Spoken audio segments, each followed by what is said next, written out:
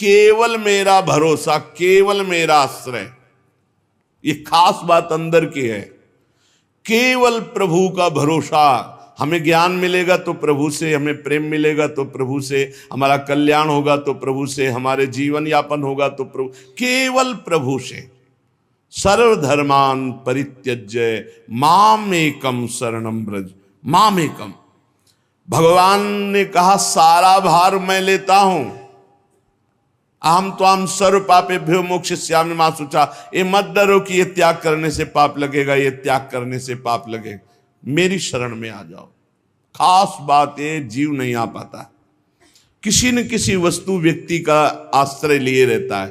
वो भगवान की मांग है कि सर्वधर्मान परित्यज। अधर्म तो वैसे ही भक्ति से छूट जाता है, पर धर्म का भी त्याग करके परम धर्म, सावई पुंसाम परो धर्मो यतो भक्ति अधोक्षजे। जिससे भगवान श्री हरि के चरणारविंद की अहेतुकी भक्ति, अबाध भक्ति जागृत हो, उसे कहते हैं परम धर्म। भगवान कह रहे धर्मों का त्याग कर परम धर्म के लिए मेरी शरणागति स्वीकार करो। भगवान फिर इसी शरणागति को पुष्ट करने के लिए इशारा देते हैं। पीछे कहा है, यत् करोसि यदस्नासि यज्जुहोसि ददासि यत् तपस्यसि कौन्तेय तत्कुरुष्व मदर्पणम। बिल्कुल भगवत प्राप्ति हो जाएगी, बात आप समझ लो। पहली बात है, भगवान कह रहे मैं सर्व गुह्यतम बात कह रहा हूं, गुह्य ही नहीं गुह्यतम बात कह रहा हूं। क्या? तू मेरा मित्र है, परम मित्र है, तेरी मति मेरे में दृढ़ है, इसलिए मैं कह रहा हूं कि तू मेरे शरण में हो जा। पूर्ण रूप से शरण में हो जा, मैं देख लूंगा सब कुछ। सच्ची बात, जो ज्ञान भगवान देते हैं वो अमोघ होता है। जो पढ़ लिख के होता है उसे माया भुलवा सकती है। वो माया जब आक्रमण करेगी तब हम उसका प्रयोग नहीं कर पाएंगे, लेकिन भगवत प्रदत्त ज्ञान के आगे माया टिकती ही नहीं है। अब हम कैसे जिए? तो भगवान कह रहे यत् करोषि, तुम जो भी करते हो वो मेरे को समर्पित कर दो। एक एक बात समझ लो। यहां यत् करोषि कहा है, ये करो ऐसा नहीं कहा। तुमसे जो भी हो रहा है तुम भगवान को समर्पित करो। पहला काम ये, हम शरण में जा रहे हैं, सर्वधर्मान परित्यज्य। हम भगवान की शरण की तरफ यात्रा कर रहे हैं। यत् करोषि, ये तो सर्वाणि कर्माणि मयि सन्न्यस्य मत्पराः, मेरे परायण होकर सारे कर्म मेरे को समर्पित कर। क्या जाता है? तुम जो कर रहे हो, ऑफिस जा रहे हो, नौकरी कर रहे हो, किसानी कर रहे हो, व्यापार कर रहे हो, 8-10 घंटे जो कर रहे हो उसमें बीच बीच में भगवत स्मरण करो और पूरे 8 घंटे भगवान को समर्पित कर दो। कितना बढ़िया साधना बन रही। और जब भगवान को समर्पित करने की बात रहेगी तो स्मृति रहेगी भगवान की। यत् करोषि, तुम सारे के सारे कार्य मेरे को समर्पित कर दो। यत् माने जो कर रहे हो। तो क्या उसमें पापाचरण भी होता है क्या? तो क्या भगवान के लक्ष्य रखने वाले उपासक में पाप वासना वाली बातें रहती हैं क्या? इसका मतलब सत्संग सुना नहीं, इसका मतलब सतमार्ग में भी तुम्हारा प्रवेश नहीं हुआ। नहीं तो ये प्रश्न ही नहीं उठता कि भगवत मार्ग में चलने वाले का कदम कुमार्ग में चला जाएगा। भूल न देहि कुमार्ग पाऊं। छोटी मोटी अगर कभी कोई त्रुटि गलती हुई तो पश्चाताप की अग्नि में भस्म हो जाता है। वो भगवान को समर्पित गंदे आचरण नहीं करता, वो प्रार्थना करता है, प्रभु ये त्रुटि हो गई हमसे, हे नाथ इसको संभाल दो, मेरे बस की बात नहीं। वो भी इस तरह से प्रार्थना पूर्वक समर्पित है। यत् करोषि और यदस्नासि, जो भी तुम्हारी जिह्वा में रसेंद्री में जाए, पानी जाए, भोजन जाए, बिना भगवान को अर्पित किए नहीं जाना चाहिए। अभी शरणागति पुष्ट हो जाएगी। जो भी कार्य करो भगवत समर्पित करो। एक स्थिति आती है जहां भगवत समर्पित करना नहीं पड़ता, स्वयं होता रहता है। वो होता है तन, मन, वाणी और अहम, इनका समर्पण जिनका हो चुका है पूर्ण रूप से। अब उनका यह नहीं होता कृष्णार्पणमस्तु, ये तो प्रारंभिक। पर ये जब तक स्थिति नहीं है तब तक प्रारंभिक दशा में ही हो। हर समय भगवदाकार स्थिति, कौन किसको समर्पण करे। ये स्थिति जब तक नहीं तब तक सिद्ध बनने की कोशिश न करे। आचरण जैसा आज्ञा हो रही शास्त्र की वैसे चले तो स्थिति आ जाएगी। यदश्नाशे, बिना भगवान को अर्पित किए कुछ नहीं खाना। भगवान आदेश करें जो पा रहे हो वो मेरे को अर्पित करो पहले। यदि शुद्ध शरणागति प्राप्त करना है तो जो कर्म कर रहे हो पहले, ये तो सर्वाणि कर्माणि भगवान कह रहे हैं, यत करोषि, जो कर रहे हो मेरे को अर्पित करो। जो खा रहे हो वो मेरे को अर्पित करो। कुछ भी ऐसा खाओ मती जो भगवान को अर्पित नहीं कर सकते, ऐसा करो मती जो भगवान को अर्पित नहीं कर सकते। यज्जुहोषि, अब जो भी तुम भागवतिक आचरण करते हो, हवन यज्ञ आदि, तो बोले हम तो हवन नहीं करते, हम तो यज्ञ नहीं करते। तो यज्ञानाम जप यज्ञोस्मि, यज्ञों में सबसे बड़ी यज्ञ है जप यज्ञ। तो आप जो ये जप यज्ञ कर रहे हैं ये भगवान को अर्पित करो। भगवान कह रहे हैं ददाशी, जो तुम दान देते हो, दूसरों की सेवा करते हो, उसके भोक्ता मत बनो, कर्ता मत बनो। कर्ता कैसे नहीं बनोगे? हमारी वस्तु हम दान देते हैं, नहीं नहीं, प्रभु की वस्तु है। त्वदीयम वस्तु गोविंदम तुभ्यमेव समर्पये, आपकी दी हुई वस्तु आप इस रूप में आए, आपको दे दिया। ये भगवत शरणागति पुष्ट होने का उपाय भगवान कह रहे हैं। यत तपस्यसि, जो तुम साधना कर रहे हो, जो तुम तपस्या कर रहे हो, वो सब मेरे को अर्पित कर दो। अर्थात तुम्हारी पूरे जीवन की, पूरे दिन की जितनी चेष्टाएं सब भगवद अर्पित होनी चाहिए। इससे तुम्हारी शरणागति पुष्ट हो जाएगी। यद करोषि यदस्नासि यज्जुहोषि ददासि यद तपस्यसि कौन्तेय तत्कुरुष्व मदर्पणम, मेरे को अर्पित कर दो। अब ध्यान रखना, अब अपनी कमी की चिंता नहीं करनी, क्योंकि हमने भगवान को सब कुछ अर्पित कर, और कमी रहेगी नहीं। कमी रहती है अहंकार के कारण, भगवत विमुक्ता के कारण।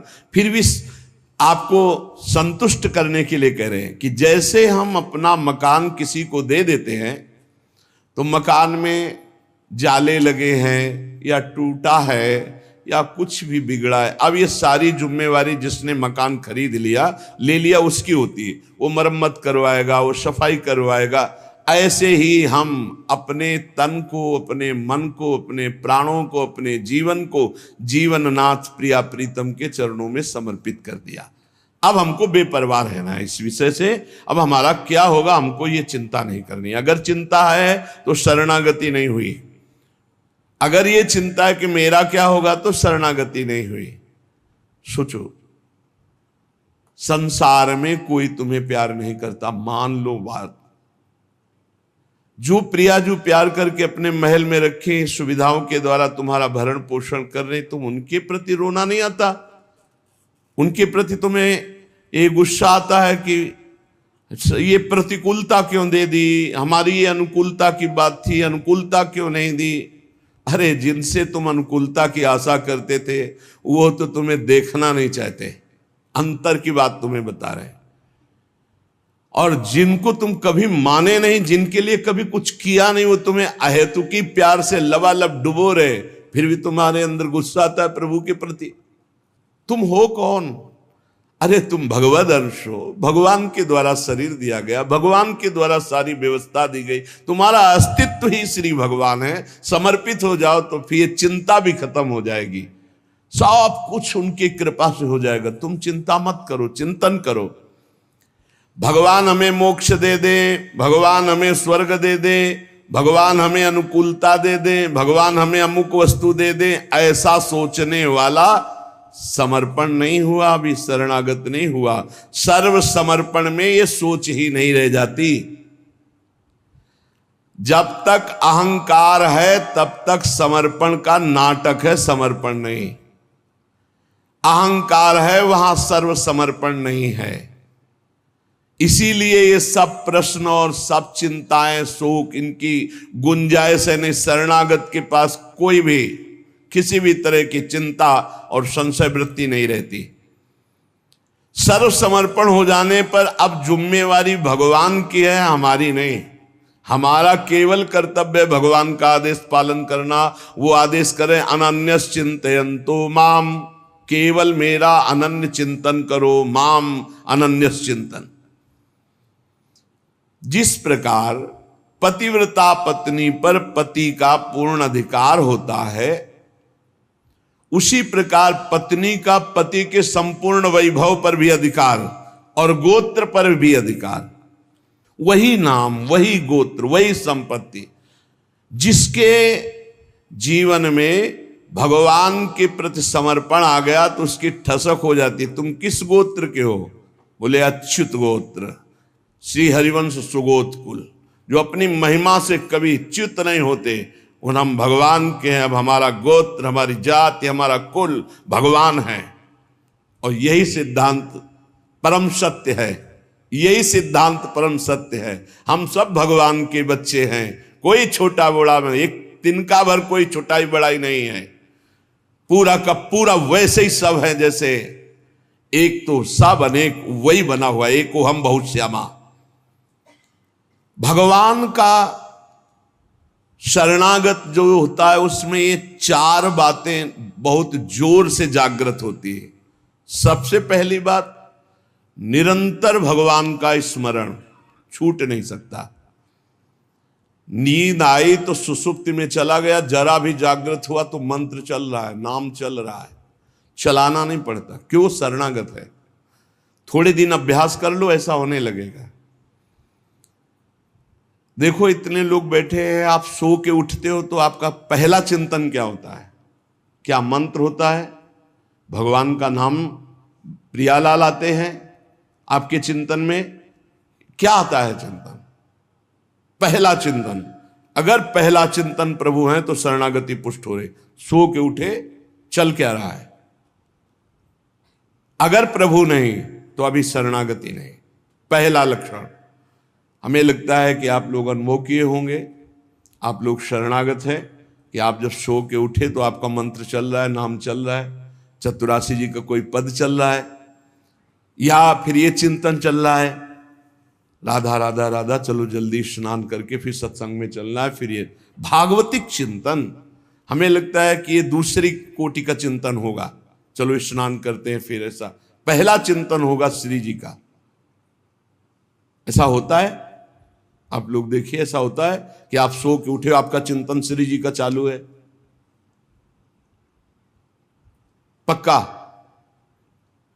आप लोग देख लीजिए। अगर ऐसा है तो उसका परिणाम निश्चिंतता, निर्भयता, निशोकता निश्चित जागृत हो जाएगी। और उसी का प्रातःकालीन उठने पर चिंतन चलेगा जो शयन के समय गाढ़ चिंतन करते हुए सोया है। ऐसे सुषुप्त के समय बिल्कुल ठीक वही अवस्था।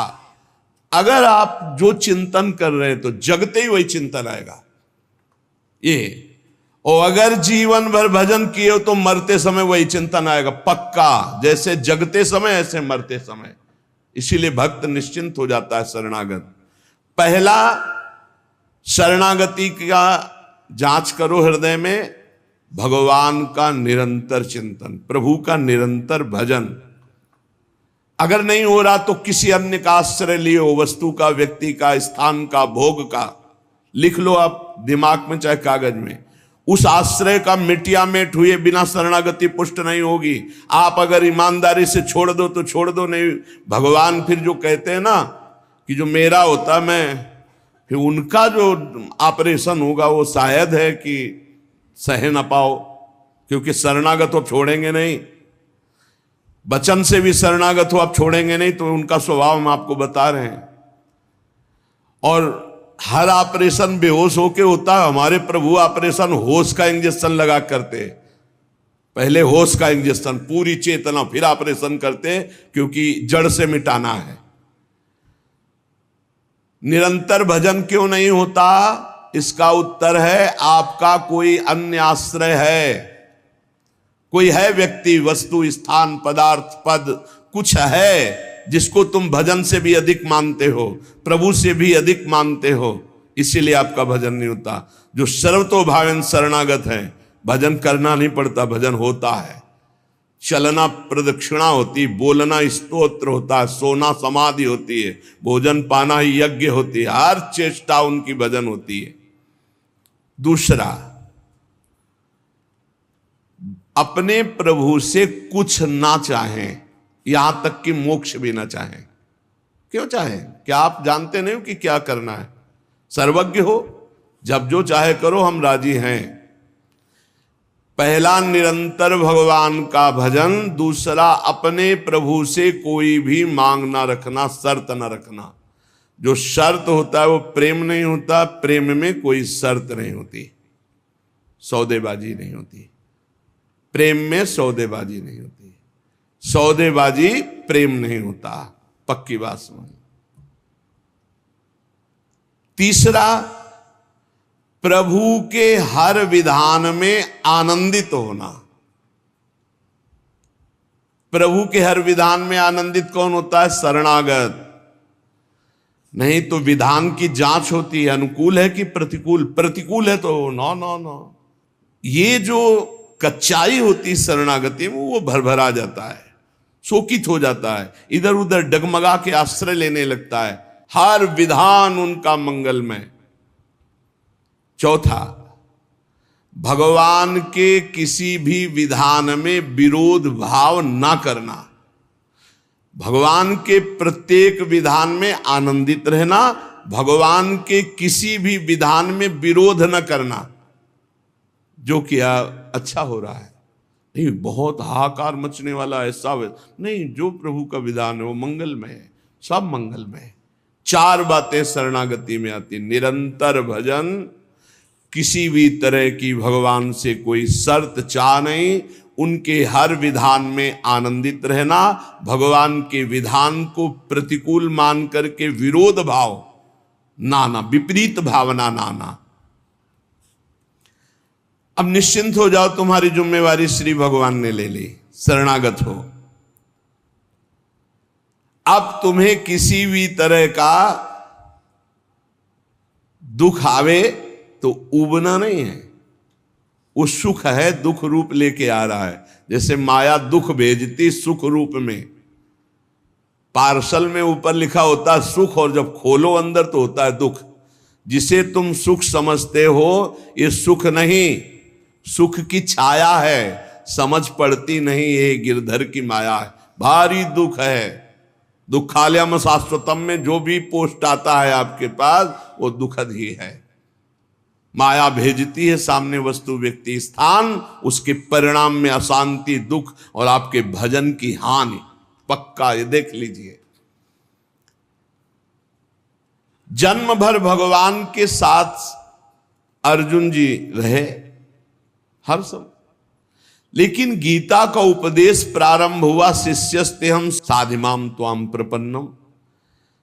प्रपन्न से ही ज्ञान की उत्पत्ति होती है। जो भगवान की शरणागति, उसी से शुद्ध ज्ञान होता है। तब तक भगवान अंदर बैठे हैं, ज्ञान प्रकाशित नहीं करेंगे। जैसे अर्जुन जी के साथ रहते हुए गीता को उपदेश कब दिया? जब अर्जुन जी ने कहा शिष्यस्ते हम साधिमाम त्वाम प्रपन्नम, मैं आपका शिष्य हूं, आपका शरणागत हूं, आप मुझे ज्ञान। भगवान गीता जी, ज्ञान का फल क्या हुआ? बोले नष्टो मोहा स्मृतिर्लब्धा तत्प्रसादान्मयाच्युता। मोह का नाश हो गया, स्मृति जागृत हो गई आपके कृपा प्रसाद से, हे गोविंद, हे अच्युत।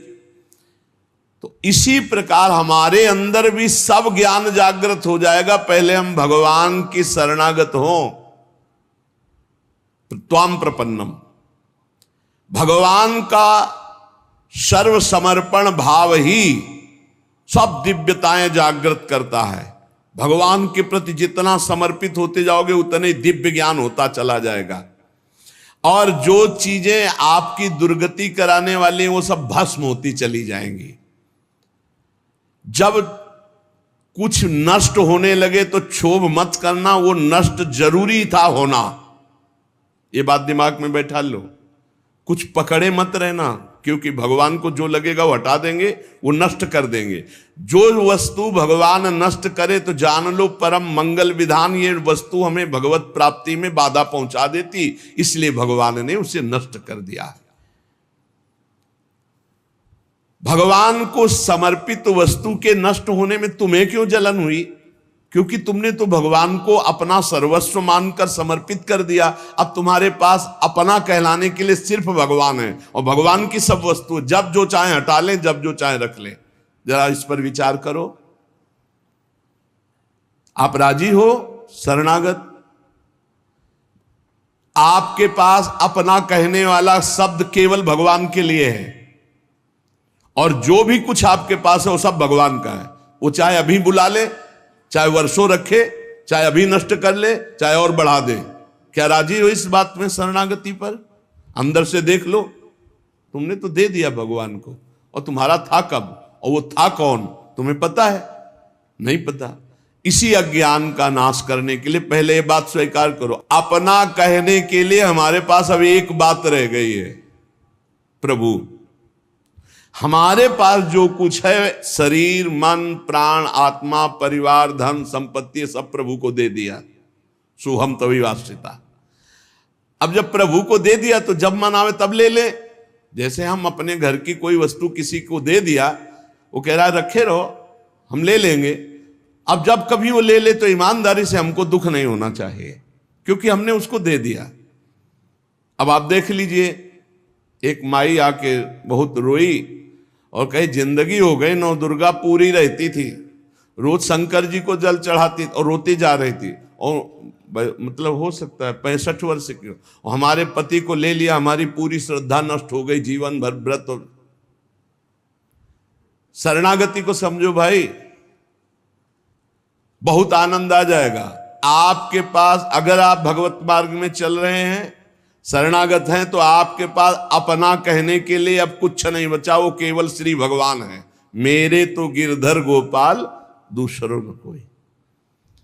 अब दूसरी जो कुछ भी है, वस्तु, व्यक्ति, स्थान, वो गोविंद का है। जब चाहे गोविंद ले ले, जब चाहे बढ़ा दे, जब चाहे घटा दे, जब चाहे नष्ट कर दे। तुम्हें दुख नहीं होना चाहिए। अगर दुख होता है तो अभी शरणागत नहीं हो। कितनी ऊंची स्थिति शरणागत की है। अब जो जीवन में प्रभु का शरणागत है, उसका पहला लक्षण कि निरंतर स्मरण करता है, तो अंत काल में भगवान का स्मरण होगा। अभी आपको बताया, जो रात्रि में सोते समय स्मरण करता है, उसका परिणाम जागते समय वही स्मरण।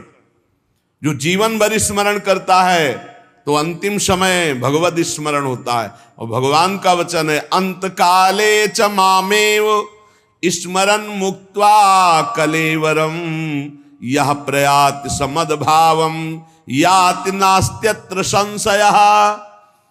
जो जीवन भर भजन करता है, उसका अंतिम समय भजन भगवान करवाते हैं, क्योंकि बड़ी दुखद स्थिति होती है। उस समय जब भगवत स्मरण करते हुए शरीर त्यागता है, तो सीधे भगवान को प्राप्त हो जाता है। आपको कल चर्चा के प्रारंभ में बताया था, गीता वाटिका में अग्निकांड हुआ था। बड़ा भयावना था, इतना भयावना था कि सब अर्धरात्रि में सो रहे और 20 फूस की झोपड़ी बनी हुई थी। अखंड नाम कीर्तन 24 घंटे वाला, सालों। लगभग सब साधक मौनी थे, जो उन कुटियाओं में सो रहे थे, 2-2, 4-4। अल्पाहार, मौन, कोई बिल्कुल फलाहार, सब दिव्य साधना में लगे। और जब आग लगी थी, वस्त्र, ठाकुर जी, पाठ के ग्रंथ, चित्रपट सब जल गए थे, क्योंकि सब उपासक ही थे। जब भाई जी को हाहाकार सुनाई दिया तो भी निकले। तो उनका जो भोग के लिए घी है वो लाओ, बूरा है वो लाओ, और जो जाज्वल्यमान अग्नि डलवा, भगवान पधारे। चित्रपट, सिंहासन में विराजमान विग्रह, क्योंकि छोटे छोटे विग्रह साधकों के पास, ग्रंथ पाठ के सब आ गए। फिर भाई जी ने कहा, मेरे भगवान इस रूप में आए। फिर साधकों को समझाया कि आपके अंदर बैठे हुए भगवान को अग्नि नहीं जला सकते, बाहर की लीला में खंडन मंडन होगा। आपने जो अंदर नाम चला रखा है, इस उपासना को कोई छू नहीं सकता। बाहर की उपासना में विघ्न पड़ेगा। बाहर की लीला एक अलग है, इसीलिए उपासक अंतर्मुखता पर प्रधानता रहे। अंतर्मुखता पर प्रधानता नहीं रहेगी, बोले हमारे भगवान गिर गए, कोई बहुत अनिष्ट होने वाला है, आग लग गई, कोई बहुत अनिष्ट। अरे अनिष्ट कैसे हो सकता है?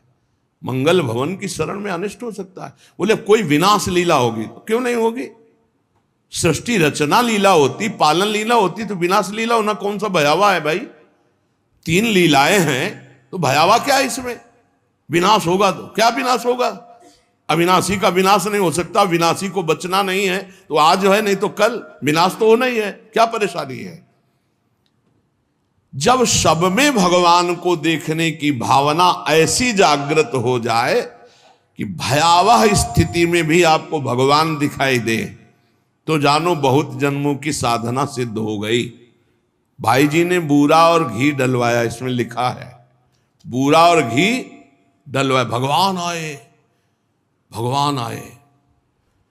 बहुनाम जन्मनाम अन्ते ज्ञानवान माम प्रपद्यते वासुदेवा सर्वमिति सा महात्मा स्वदुर्लभा। भगवान कहते हैं बहुत जन्मों की साधना जिनकी हो गई है और जिनका अंतिम जन्म है, उनको इस तत्व का बोध होता है कि सब में भगवान वासुदेव है, ये बोध होता है। ऐसा महात्मा बड़ा दुर्लभ है जो सब में भगवान को देखता है। मत्ता पर तरम नान्यत किंचिदस्ति धनंजय मई सर्वमिदं प्रोतम सूत्रे मणिगणायु। भगवान कहते हैं जैसे सूत की माला में सूत की मणियां, तो मणियां और माला सब कुछ सूत ही है, ऐसे ही भगवान में ये जगत भगवान में है। भगवान की सिवा मत्ता पर तरम नान्यत, मेरे सिवा कुछ अलग नहीं है। मैं ऐसे हूं जैसे सूत और सूत की मणियां, मुझे छोड़कर कुछ नहीं है, मैं ही मैं हूं। ये जिस साधक को अनुभव में हो जाता है वो महात्मा दुर्लभ है, ऐसा दुर्लभ है। सब में कुछ है नहीं, विश्व में पूरे एकमात्र भगवान बने हुए हैं। जिसकी ऐसी स्थिति हो जाती है वो किसी भयावह स्थिति में भी क्षुब्ध नहीं होता। तो जब कोई द्वंद आता है तब हमारा हृदय क्षुब्ध हो जाता है, द्वंद में क्षुब्ध होता है। जैसे मान, तो मान में एक गुदगुदी होती है, हर्ष, ये क्षुब्ध हो गया। अपमान, अपमान में एक जलन होती है, क्षोभ, ये क्षुब्ध हो गया। द्वंद अपना क्षोभ प्रदान करते ही हैं। जिसको द्वंद का क्षोभ प्रदान हो रहा है अंदर, वो अभी वासुदेवा स्वरमिति वाला महात्मा नहीं है, वो साधक अभी भगवत भाव को नहीं प्राप्त हुआ है। जगत में अनुकूलता प्रतिकूलता पदार्थों की, व्यक्तियों की, घटना परिस्थितियों की जीवन भर आती रहेगी। बहुत सुंदर प्रसंग है अगर समझ पाओ। जगत में अनुकूलता प्रतिकूलता वस्तुओं की, व्यक्तियों की, परिस्थितियों की, घटनाओं की आती रहेगी। कभी अनुकूल घटना, कभी प्रतिकूल, कभी अनुकूल परिस्थिति, कभी प्रतिकूल, कभी अनुकूल व्यक्ति, कभी प्रतिकूल, कभी अनुकूल वस्तु, कभी प्रतिकूल। अनुकूल की चाह नहीं, प्रतिकूल के नाश की चाह नहीं। वो है वासुदेवा स्वरमिति महात्मा। अनुकूल की बाट नहीं देखता, प्रतिकूल के नाश होने की बाट नहीं देखता। क्यों? क्योंकि उसको अनुकूल प्रतिकूल नहीं, भगवान का विधान दिखाई देता है। विहाय कामान्य सर्वान् पुमाश्चरति निस्पृहा निर्ममो निरहंकारा स शांतिमधिगच्छति। वो ऐसी शांति को प्राप्त है कि अनुकूलता प्रतिकूलता वस्तु व्यक्ति स्थान उसके हृदय में हलचल नहीं पैदा कर सकते। क्यों? क्योंकि विहाय कामान्य, उसने सारी कामनाएं त्याग कर भगवान की शरणागति स्वीकार की है। बहुत उत्तम प्रसंग, यदि ध्यान से सुन पाओ, पवित्र हृदय होगा तो पकड़ पाओगे।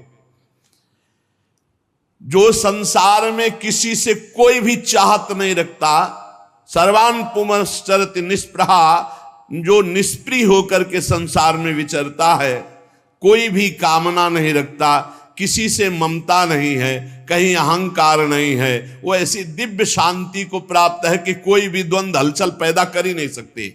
विहाय कामान्य सर्वान पुमाश्चरति निष्प्रिया निर्ममो निरहंकारा शांति मधिगच्छति।